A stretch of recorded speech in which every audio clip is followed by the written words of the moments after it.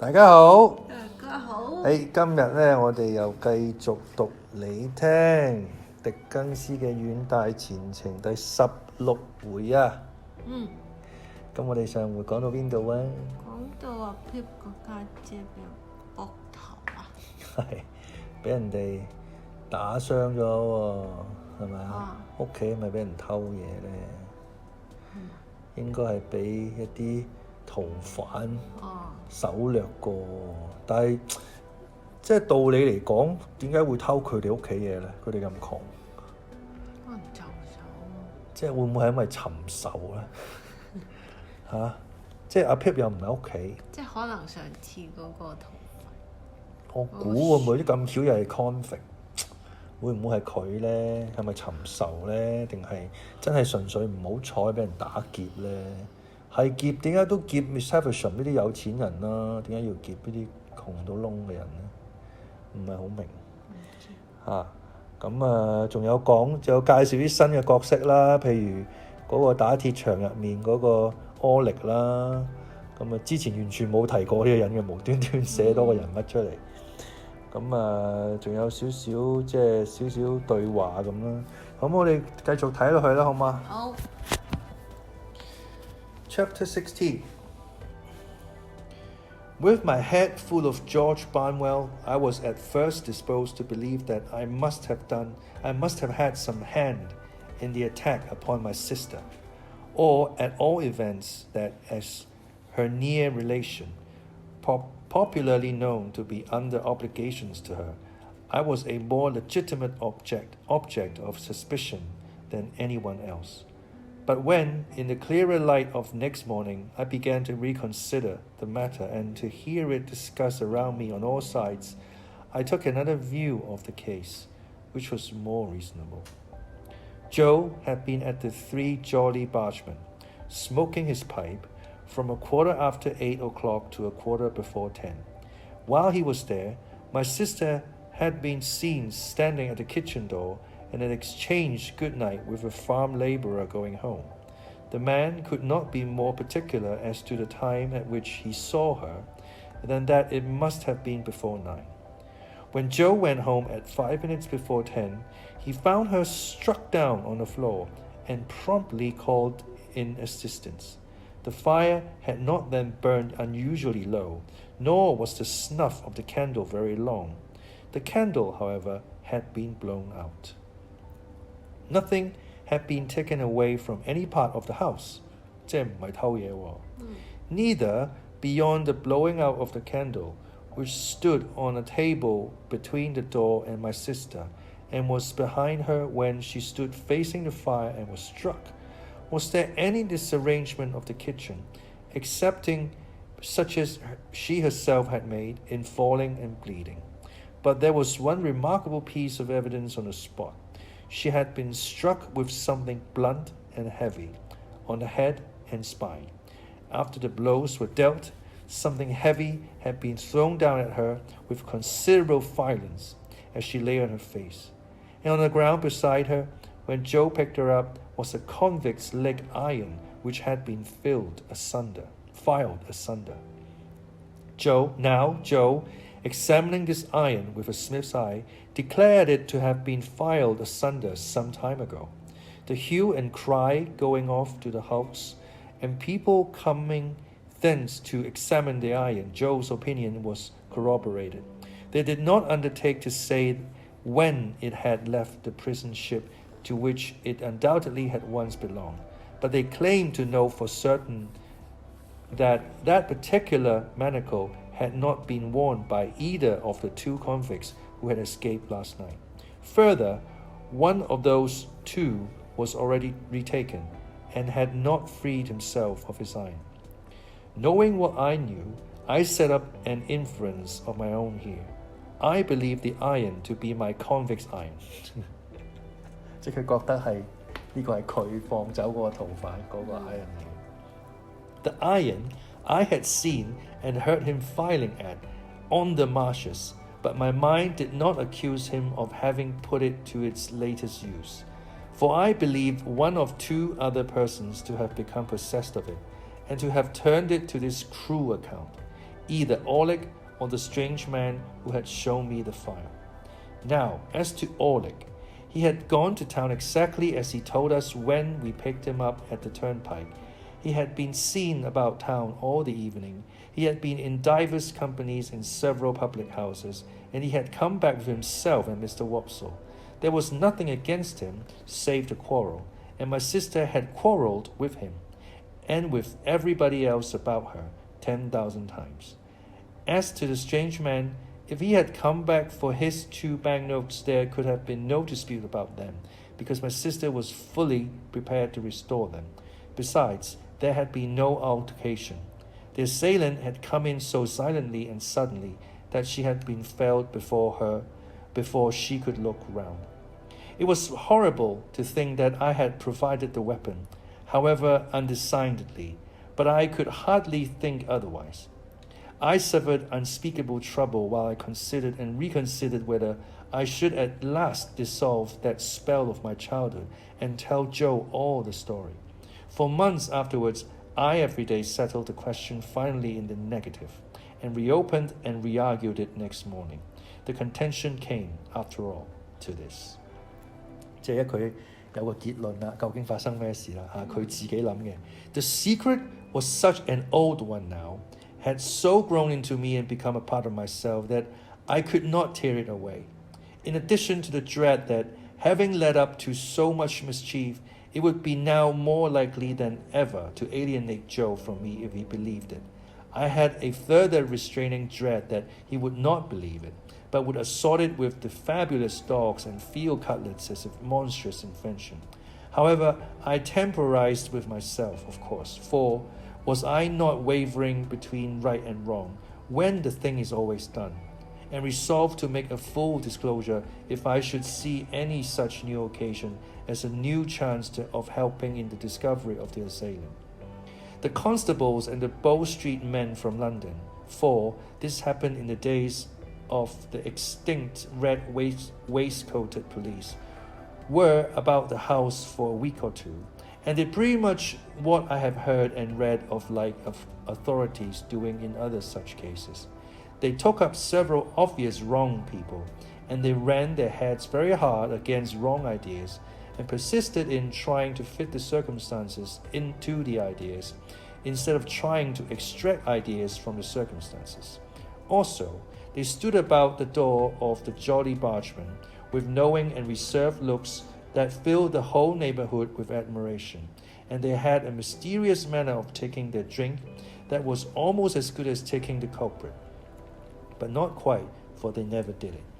Long after these constitutional powers had dispersed, my sister lay very ill in bed. Her sight was disturbed, so that she saw objects multiplied, and grasped at visionary teacups and wine glasses instead of the realities. Her hearing was greatly impaired, her memory also, and her speech was unintelligible. When at last she came round so far as to be helped downstairs, it was still necessary to keep my slate always by her, that she might indicate in writing what she could not indicate in speech, as she was a more than indifferent speller, and as Joe was a more than indifferent reader. Extraordinary complications arose between them, which I was always called in to solve. The administration of mutton instead of medicine, the substitution of tea for Joe, and the baker for bacon, were among the mildest of my own mistakes. However, her temper was greatly improved, and she was patient. A tremulous uncertainty of the action of all her limbs soon became a part of her regular state, and afterwards, in intervals of 2 or 3 months, she would often put her hands to her head, and would then remain for about a week at a time in some gloomy aberration of mind. We were at a loss to find a suitable attendant for her, until a circumstance happened conveniently to relieve us. Mr. Wopsle's great-aunt conquered a confirmed habit of living into which she had fallen, and Biddy became a part of our establishment. 即係 Biddy 嚟幫拖。It may have been about a month after my sister's reappearance in the kitchen, when Biddy came to us with a small speckled box containing the whole of her worldly effects, and became a blessing to the household. Above all, she was a blessing to Joe, for the dear old fellow was sadly cut up by the constant contemplation of the wreck of his wife, and had been accustomed, while attending on her of an evening, to turn to me every now and then and say, with his blue eyes moistened, "Such a fine figure of a woman as she once were, Pip." Biddy instantly taking the cleverest charge of her as though she had studied her from infancy, Joe became able in some sort of appreciate the greater quiet of his life, and to get down to the Jolly Bargeman now and then for a change that did him good. It was characteristic of the police people that they had all more or less suspected poor Joe, and that they had to a man concurred in regarding him as one of the deepest spirits they had ever encountered. Biddy's first triumph in her new office was to solve a difficulty that had completely vanquished me. I had tried hard at it, but had made nothing of it. Thus it was. Again and again and again, my sister had traced upon the slate a character that looked like a curious T, and then with the utmost eagerness had called our attention to it as something she particularly wanted. I had in vain tried everything producible that began with a T, from tar to toast and tub. At length it had come into my head that the sign looked like a hammer, and on my lustily calling that word in my sister's ear, she had begun to hammer on the table and had expressed a qualified assent. Thereupon I had brought in all our hammers, one after another, but without avail. Then I bethought me of a crutch, the shape being much the same, and I borrowed one in the village and displayed it to my sister with considerable confidence. But she shook her head to that extent when she was shown it, that we were terrified lest in her weak and shattered state she should dislocate her neck. When my sister found that Biddy was very quick to understand her, this mysterious sign reappeared on the slate. Biddy looked thoughtfully at it, heard my explanation, looked thoughtfully at my sister, looked thoughtfully at Joe, and ran into the forge, followed by Joe and me. "Why, of course," cried Biddy with an exultant face. "Don't you see? It's him!" Orlick, without a doubt. She had lost his name, and could only signify him by his hammer. We told him why we wanted him to come into the kitchen, and he slowly laid down his hammer, wiped his brow with his arm, took another wipe at it with his apron, and came slouching out, with a curious loose vagabond bend in the knees that strongly distinguished him. I confess that I expected to see my sister denounce him, and that I was disappointed by the different result. She manifested the greatest anxiety to be on good terms with him, was evidently much pleased by his being at length produced, and motioned that she would have him given something to drink. She watched his countenance as if she were particularly wishful to be assured that he took kindly to his reception. She showed every possible desire to conciliate him, and there was an air of humble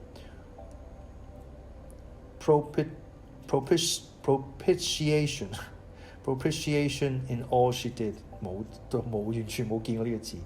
Such as I have been pervade the bearing of a child towards a hard master. After that day, a day rarely passed without her drawing the hammer on her slate, and without Orlick slouching in and standing doggedly before her, as if he knew no more than I did what to make of it.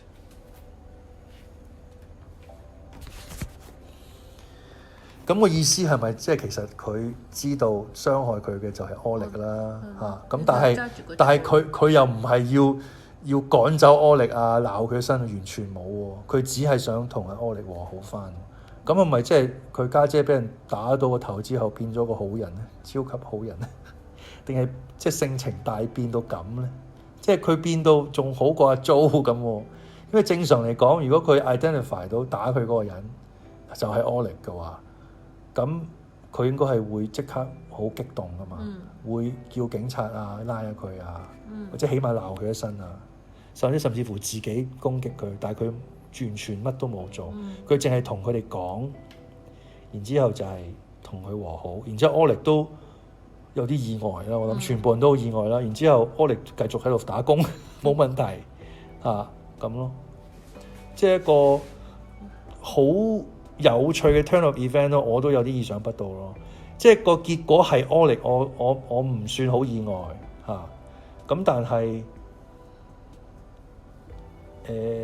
同埋嗰個 Oleg 點解會幫個會？即係 Oleg 特登整咗嗰啲扣喺度，即係俾人哋覺得係嗰啲逃犯嘅所謂咯。即係咁。我有 plan 過嘅喎。係啊。唔知點解。而佢家姐都堅持，Mrs. Joe 都堅持要原諒佢咁，真係好奇怪。究竟係真係寬宏咗啊？真係性情大變，一定係佢另有居心咧？但係其實佢仲可以點懲罰 Oleg 啫？係咪？你報警察拉佢，其實都好大罪啦。所以我唔知啦。即係良好意願咯，即係可能佢家姐真係變咗好人，咁咪好咯，咪Joe咪開心咯。但係佢家姐都搞到而家，即係睇嘢啊、聽嘢都有問題，行步路都有問題。不過而家佢應該係可以落床嘅，可以去廚房嘅，應該就。咁但係即係好似係咪可以好似以前咁精靈咧，就難講啦。而家即係仲要溝通，都要寫字，畫喺個板度。但係佢串字又唔叻，英文又唔好，即係咁咯，難搞。咁啊，睇下下一回講翻阿 Pip 啦。咁睇下 Pip 會繼續點樣上流啦，係咪啊？講翻呢個位啦，好嘛？咁下次再見啦，拜拜。